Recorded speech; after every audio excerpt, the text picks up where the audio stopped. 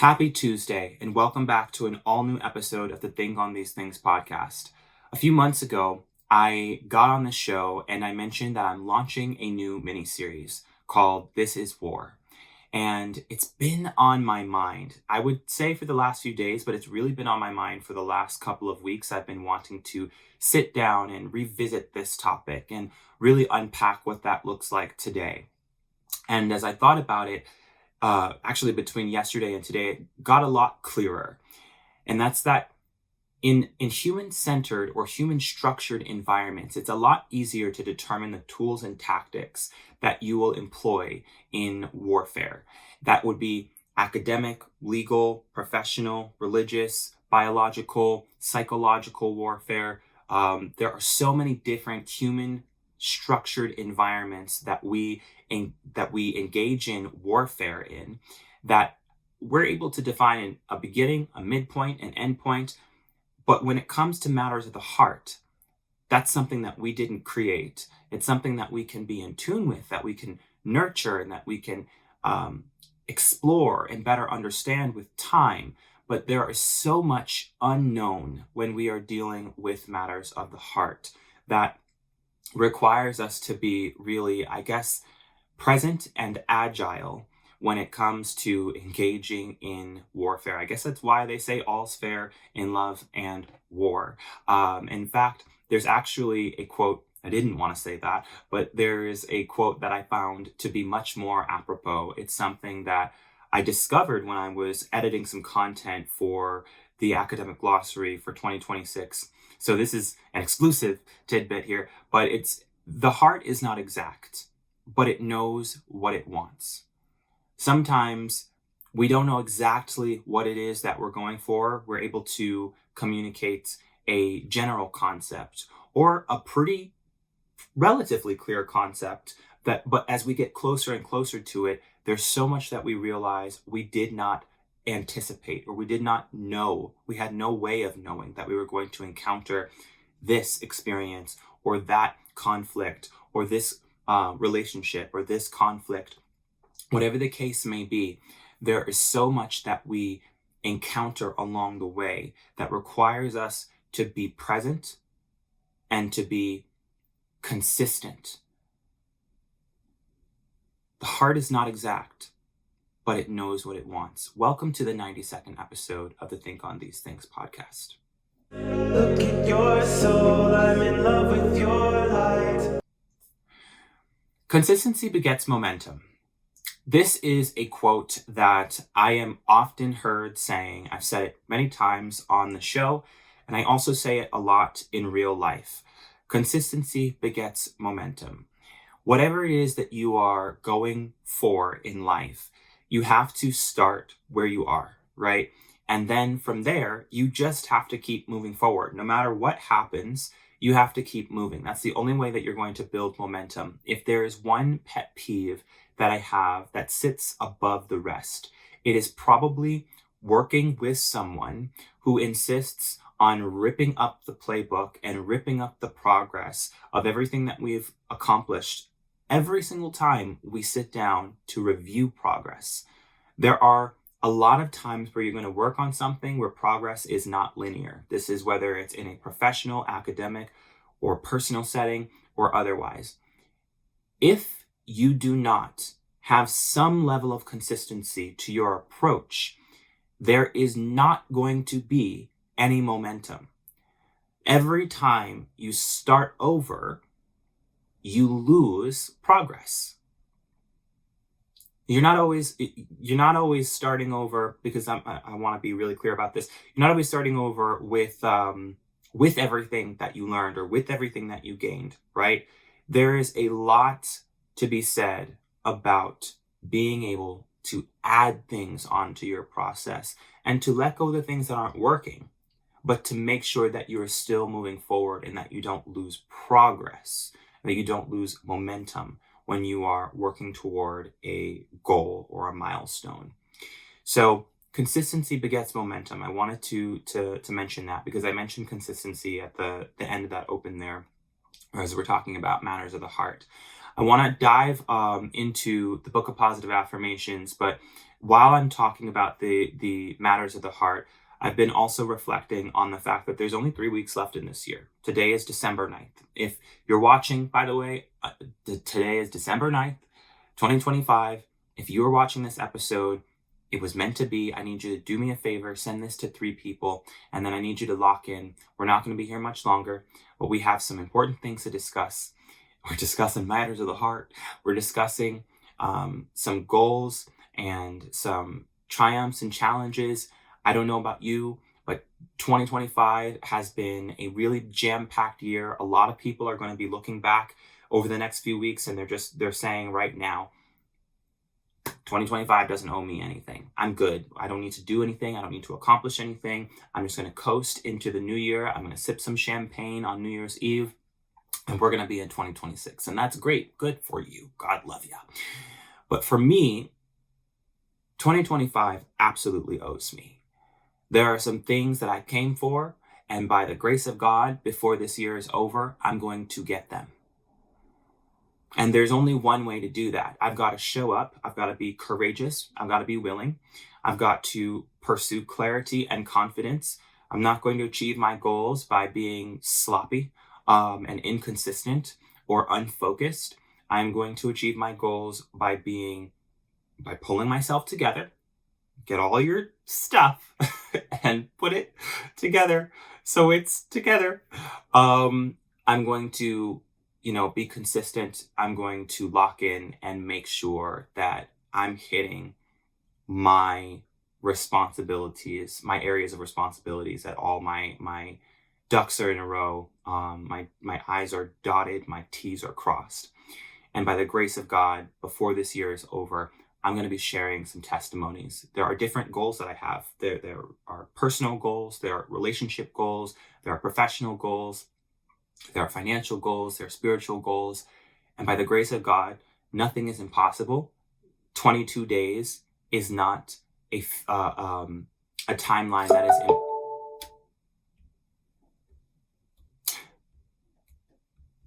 What's happening here? 22 days is not a timeline that's impossible. Sorry, I didn't turn down the volume on my calendar. Ugh. There's so much that's going on. It's like 5 o'clock in the morning, 5:45. And there's also music that's blasting. I don't know. It's the city that never sleeps. So anyway, before I get too far off, like I said, focused, locked in, we're going to dive into the Book of Positive Affirmations. So if you have your copy of the Book of Positive Affirmations, you can open that up and go along with me. If you don't have a copy of this book, you can go to www.madeupmind.org and order your copy today. Very easy. If you don't have it though, you don't need to wait until you have it to continue the episode. You can just keep listening. I'm going to go into the 3rd chapter, and we're reading from day 8, and the affirmation reads as follows. Because I am open to understanding, I am able to effectively overcome and learn from challenging experiences. Because I am open to understanding, I am able to effectively overcome and learn from challenging experiences. Because I am open to understanding, I am able to effectively overcome and learn from challenging experiences. I wonder if I can prop this open. I guess I can put my phone down on it. There's a lot in this affirmation that speaks to me, because I just came out of a week of difficult conversations. So if you're wondering what kind of challenges I'm facing, you can literally just go back to the previous episode 91, Pride and Prejudice. I have a lot of goals that I am up against for the end of this month. I talked about the website traffic in my work life. I talked about personal relationships. I talked about professional relationships. I talked about business prospects and what my goals look like there. So you actually already have a glimpse of what it is that I'm working toward. Every relationship should seek peace. Every relationship should seek growth in my life. Every relationship that is strained should seek reconciliation in my life. And so those are things that I can't put to a hard timeline and say, if it doesn't happen by this time, then it's just never going to happen.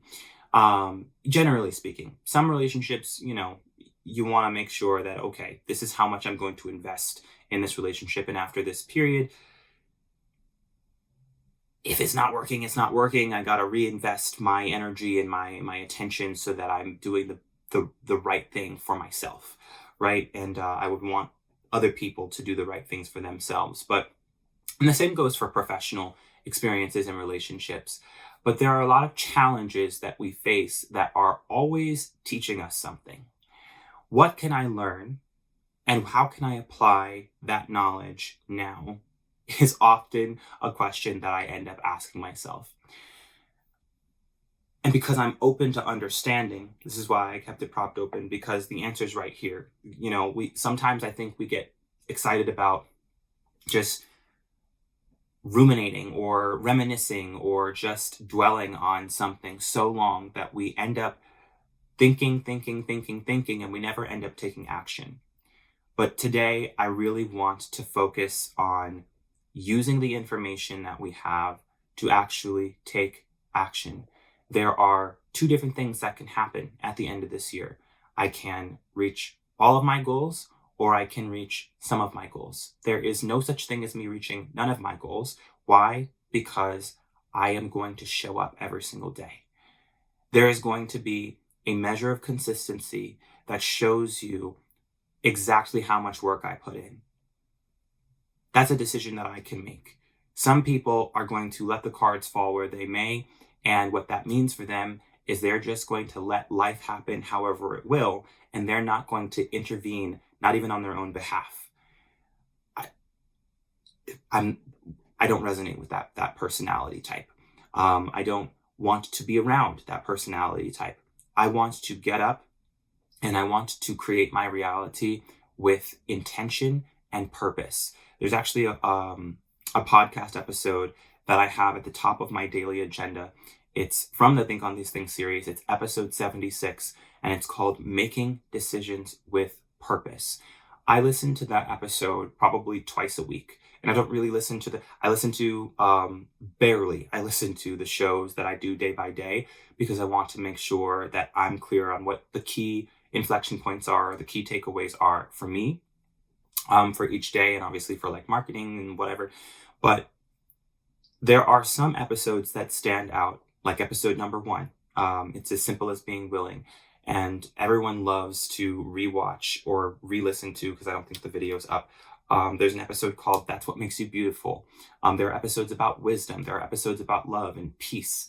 But I've been really focused on episode 76 because making decisions with purpose is an important part of leading a purpose-driven life, of leading a successful life, leading a goal-oriented life.